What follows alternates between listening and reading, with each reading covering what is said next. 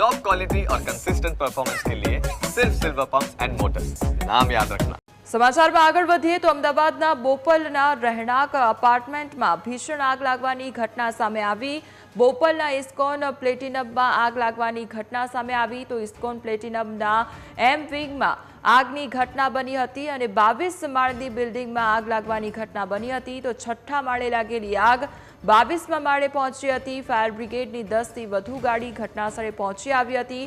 આગમાં કેટલાક લોકો ફસાયા હતા અને જેમને બચાવી લેવામાં આવ્યા તો બારીના કાચ તોડીને ફસાયેલા લોકોનું રેસ્ક્યુ હાથ ધરવામાં આવ્યું।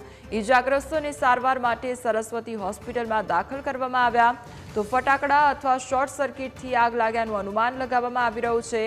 ઇલેક્ટ્રિક કેબલમાં આગ બાદ ફર્નિચરને લીધે આગ વધુ પ્રસરી ગઈ હતી। ફ્લેટના એસીના પાઇપમાં આગ લાગતા અફરાતફરીનો માહોલ સર્જાયો હતો તો કોઈ મોટી જાનહાનિ થઈ હોવાના સમાચાર સામે આવ્યા નથી। તો અમદાવાદનો આ સમગ્ર મામલો સામે આવ્યો છે જ્યાં બોપલમાં રહેણાંક અપાર્ટમેન્ટમાં ભીષણ આગ લાગવાની ઘટના બની હતી। ઇસ્કોન પ્લેટિનમના એમ વિંગમાં આગની ઘટના બની હતી અને છઠ્ઠા માળે લાગેલી આગ 22મા માળે પહોંચી ગઈ હતી।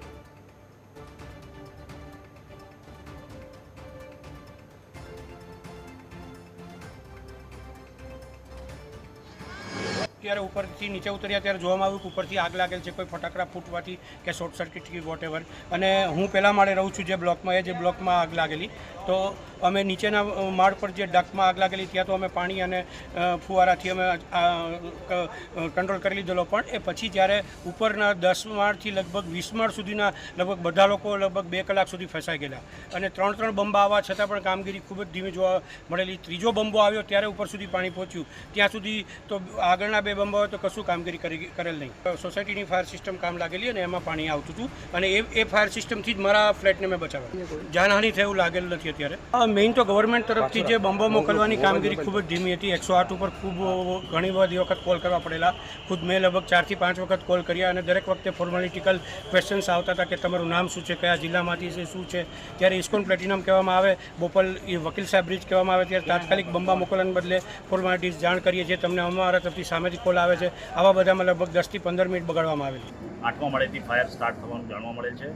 8મા માળેથી 20મા માળ સુધી ફાયરનો સ્મોક અને ફ્લેમ ગયેલ હતી, તે અંડર કંટ્રોલ છે। ઓલમોસ્ટ ઘણા લોકોનું ઇવેક્યુએશન સેફલી કરાવેલ છે, રેસ્ક્યુ ઓપરેશન કરેલ છે। આશરે 8 થી 9 લોકોને હોસ્પિટલાઇઝ પણ કરવામાં આવેલા છે અને આગળની કાર્યવાહી 108 દ્વારા મેડિકલ ઓપરેશન કરવામાં આવેલ છે અને ઓલમોસ્ટ અત્યારે ફાયર અંડર કંટ્રોલ છે। આશરે 11:30 વાગે અમને કોલ મળેલો કે કોઈ ફાયર બંચનો કોલ છે, એટલે અમે તાત્કાલિક ધોરણે અહીંયા ઇસ્કોન પ્લેટિનમ છે ત્યાં અમે સ્થળ ઉપર પહોંચી ગયેલા। ત્યાં આગળ ઘણી બધી વધારે પડતી ઇમરજન્સી હતી, ફાયરની ટીમ પણ પહોંચી ગયેલી અને અમારી 108નો ટીમ પણ ત્યાં આગળ પહોંચી ગયેલી હતી અને ત્યાંથી અમે બધા પેશન્ટ લઈ અને એમને સરસ્વતી હોસ્પિટલમાં અમે એમને શિફ્ટ કર્યા અને શિફ્ટ કરીને પણ પાછી અમારી એમ્બ્યુલન્સો જે તે સ્થળ ઉપર પાછી આવી જે પેશન્ટને લેવા માટે। કેટલા લોકોને બચાવ્યા?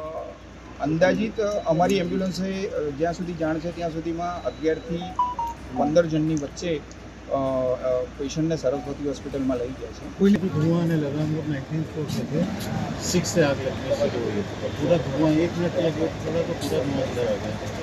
लेकिन अगर 87 ईयर्स के हैं, मोबाइल बड़ा पार्ट है, हमको तो बालकनी में रखा था, धीरे धीरे आग 17th में आई तो फिर और घबरा के किसी तरह नीचे आए, नीचे मतलब 15th फ्लोर, इस स्ट्रक्चर से छत से नीचे।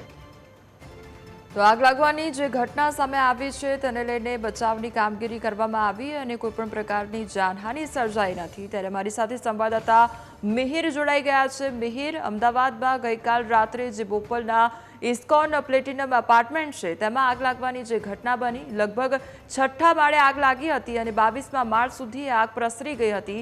કયું કારણ સામે આવ્યું છે પ્રાથમિક તપાસમાં, મિહિર? કોમલ, ઇસ્કોન પ્લેટિનમમાં ગત મોડી રાત્રે આગ લાગવાનો બનાવ બન્યો હતો।